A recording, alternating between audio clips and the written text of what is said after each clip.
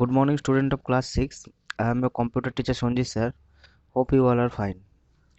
Today I am going to continue the chapter number 9, Introduction to QBasic. Okay, chapter number 9, Introduction to QBasic. Okay, so let's start. Here you can see the syllabus of third term examination. In my previous video I already have discussed about the syllabus, so all of you have to read each and every chapter very carefully, okay, for your exam, third term exam. Okay, so now move on to the topic. This is the content of this chapter. In my previous video I already have discussed up to print, CLS and REM statement. Okay, today I am going to discuss about constants and variables and let statement, input statement. Okay, so these four topics I am going to discuss in this video. First is constant. So constant, these are the fixed values which remains unchanged during the execution of programs.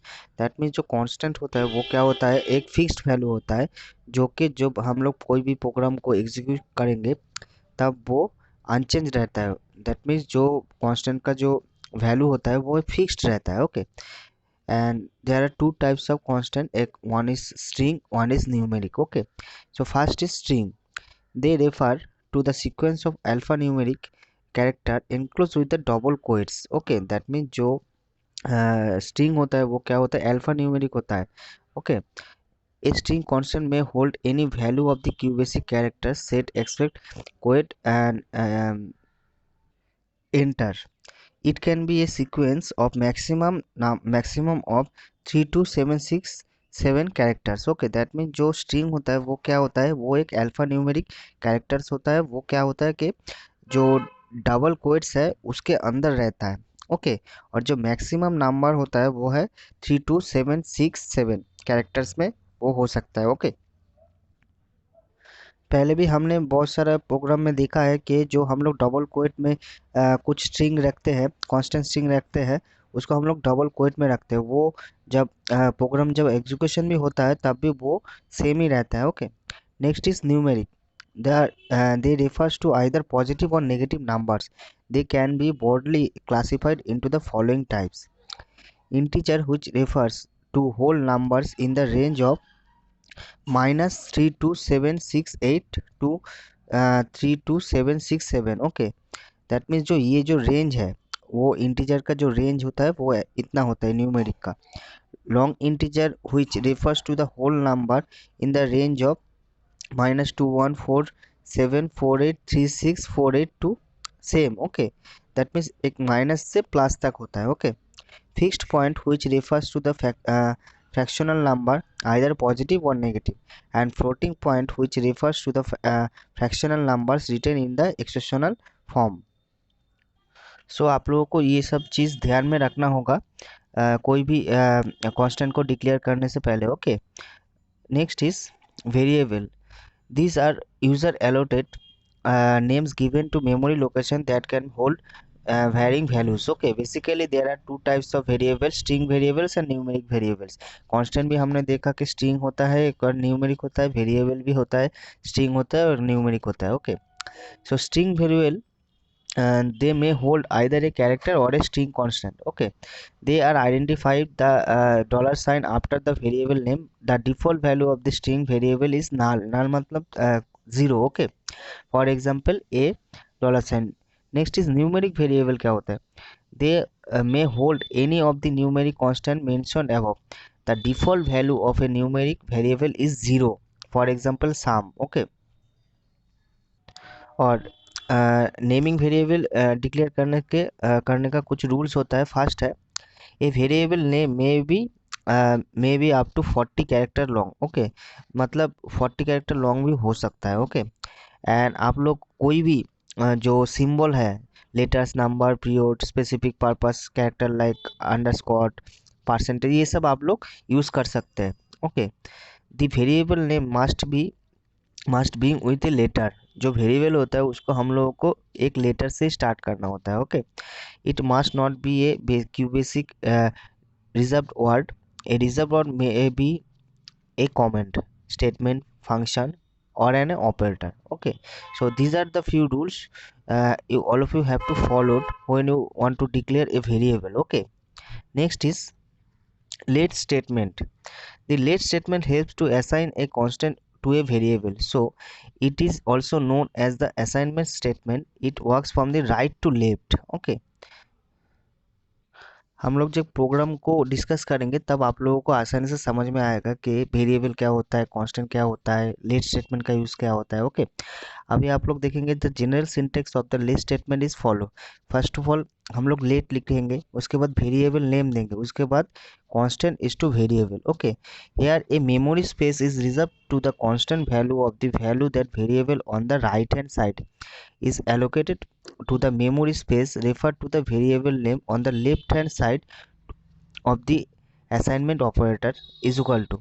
In the let statement, the data type either a string or a number should be the same on the both side. Okay, basically जो late statement होता है वो हम लोग क्या करते हैं, कोई भी वेरिएबल को डिक्लेयर करने के लिए, कोई भी कांस्टेंट को डिक्लेयर करने के लिए हम लोग उसको यूज़ करते हैं. Okay, next is for example let a is equal to 5, that means assign the value 5 to the numeric variable a.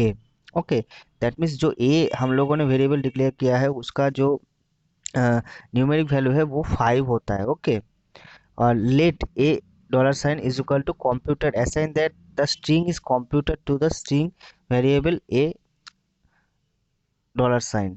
Next is let c is equal to 4.5, assign the value of 4.5 to the numerical value of c. that means हम लोगों ने जो string value देखा है वो A dollar sign C. Okay, अभी उसको हम लोग स्ट्रिंग वेरिएबल भी डाल सकते हैं, न्यूमेरिक वेरिएबल डाल सकते हैं. ओके, नीचे आप लोग देख पाओगे कि let A is equal to 5, let B is equal to A, print A and B then L. ये एक छोटा सा एक प्रोग्राम है. जो आउटपुट होगा वो क्या होगा, आप लोग यहाँ पे देख पा रहे हो. ए इज इक्वल टू 5 है तो ए को हम लोगों को प्रिंट कराने के लिए बोला है तो ए इज इक्वल टू 5 आ गया. ओके, अभी let B is equal to A, that means जो ए बी है वो भी इक्वल टू ए है. ए कितना था, 5 था, इसलिए यहाँ पे 5 आ गया है. ओके, आप लोग यहाँ पे आउटपुट देख सकते हो कि let A is equal to 5, that means A का जो वैल्यू है वो 5 है, न्यूमेरिक वैल्यू है वो 5 है. और बी क्या है, बी और ए इक्वल है, तो फिर जो आउटपुट होगा वो 5 और 5 होगा. Okay, as a is assigned the value of 5, b is assigned the value of a is also 5. Okay, the constant keywords allows the declare a variable as constant such the value of the variable may not be changed throughout the program. Okay, next example आप लोग देख पाओगे, constant a is equal to 5, print a, let a is equal to 6, print a. आप लोग यहाँ पे देख पाओगे कि यहाँ पे जो प्रोग्राम दिखाया गया है ये गलत है. Okay, this code will report an error in the third line. आप लोग यहाँ पे देखो थर्ड लाइन में कौन सा है, let A is equal to 6, तो फिर यहाँ पे एक एरर आएगा. It because of A defined as a constant in line number 1. Line number 1 में कांस्टेंट दिखाया गया है ए का. Okay, so it can be assigned over any other value. This is useful when the program wants to name recognize constant. For example, constant pi is equal to 3.14. Okay, so आप लोगों को समझ में आया होगा कि कैसे होता है ये सब. नेक्स्ट जो एग्जांपल है आप लोग यहाँ पे देख पाओगे कि let A is equal to 5, let A is equal to 6, print A. The code will display a 6 not 5, the previous value of 5 overwritten with 6. that means जो पहले जो वैल्यू हम लोगों ने a इज इक्वल टू 5 लिखा है उसके बाद जो ग्रेटर वैल्यू है उसको बाद में लिखा है a इज इक्वल टू 6. उसके लिए जब हम लोग प्रिंट कराएंगे a को तब भी वो क्या करेगा, जो लास्ट में लिखा होता है, ओके, लास्ट में लिखा हुआ है उसी को आउटपुट की तरह दिखाएगा. ओके, आप लोग यहाँ पे देख पाओगे. Next is input statement. Input statement से हम लोग क्या कर सकते हैं कि it allows to write interactive programs by accepting keywords input during the program execution. It temporally holds the program and waits for the entry of the data from the user. मतलब हम लोग इनपुट स्टेटमेंट से हम लोग कोई भी variable input कर सकते हैं, कोई भी डेटा जो प्रोग्राम के लिए ज़रूरत है वो इनपुट कर सकते हैं। ओके, आप लोग यहाँ पे सिंटेक्स देख पा रहे होंगे कि input user message then list of variables. आप लोग यहाँ पे टेबल देख पा रहे होंगे, जो स्टेटमेंट है input A message display question mark, that means यहाँ पे जो प्रोग्राम है वो वेट कर रहा है कोई भी न्यूमेरिक कांस्टेंट का। Okay, this program waits on a question mark to accept a numeric constant the data enter in the assign to A, that means उसको हम लोगों को बताना है कि हम लोगों ने उसको किस लिए यूज़ किया है। Okay, next is input enter a, enter a, the program waits without a question mark for a numeric data, the data is assigned to a। Okay, तो अभी हम लोग प्रोग्राम के ज़रिए समझेंगे कि ये सब स्टेटमेंट कैसे और किस लिए यूज़ होता है। ओके, सो फास्ट जो प्रोग्राम है, टू नंबर्स को हम लोग को ऐड करके दिखाना है। हम लोगों को पहले ही पता है सी एल एस किस लिए यूज़ होता है। सी एल एस मेनली जो स्क्रीन होता है उसको क्लियर करने के लिए हम लोग सी एल एस कमांड का यूज़ करते हैं।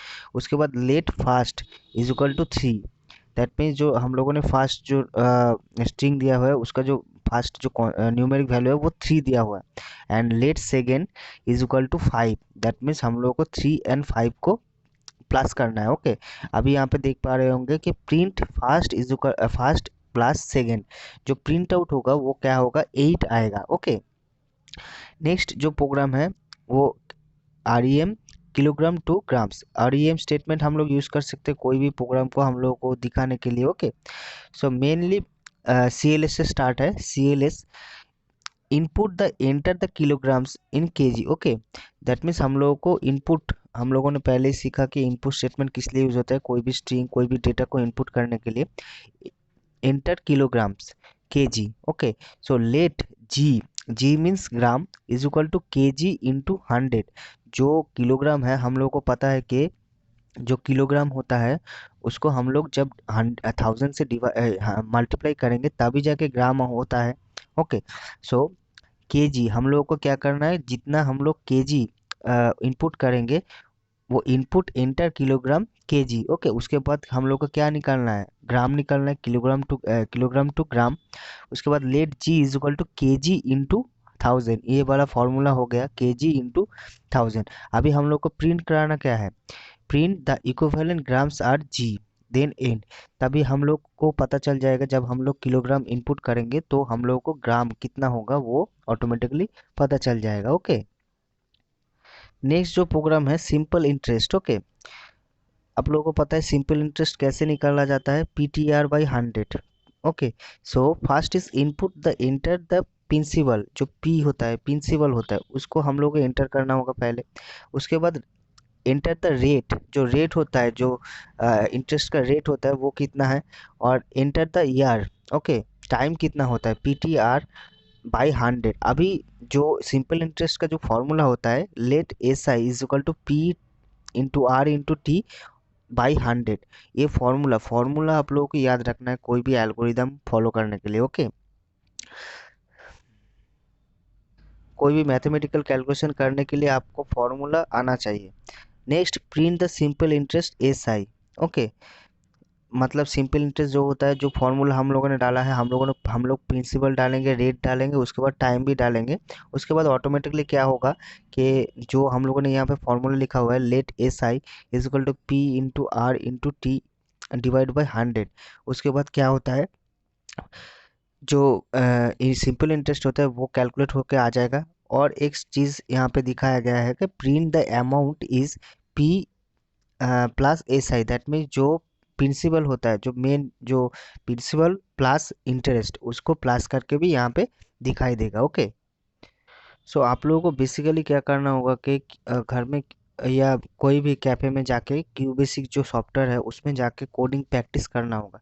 जब तक आप लोग कोडिंग प्रैक्टिस नहीं करोगे तो आप लोगों को अच्छी तरह से समझ में नहीं आएगा। ओके, सो और आप लोग अच्छी तरह से जो बुक का जो मेन टॉपिक होता है, कौन सा स्टेटमेंट किस लिए यूज़ होता है, कौन सा स्ट्रिंग कौन सा वेरिएबल कहाँ पे यूज़ होता है, किस लिए यूज़ होता है, वो सब आप लोग को बुक अच्छी तरह से पढ़ना होगा, तभी जाके आप लोगों को समझ में आएगा। ओके, सो आज के लिए इतना ही। मैं नेक्स्ट वीडियो में गो टू स्टेटमेंट से जो क्लास है वो स्टार्ट करूँगा। Okay, so till then take care, good bye and thank you.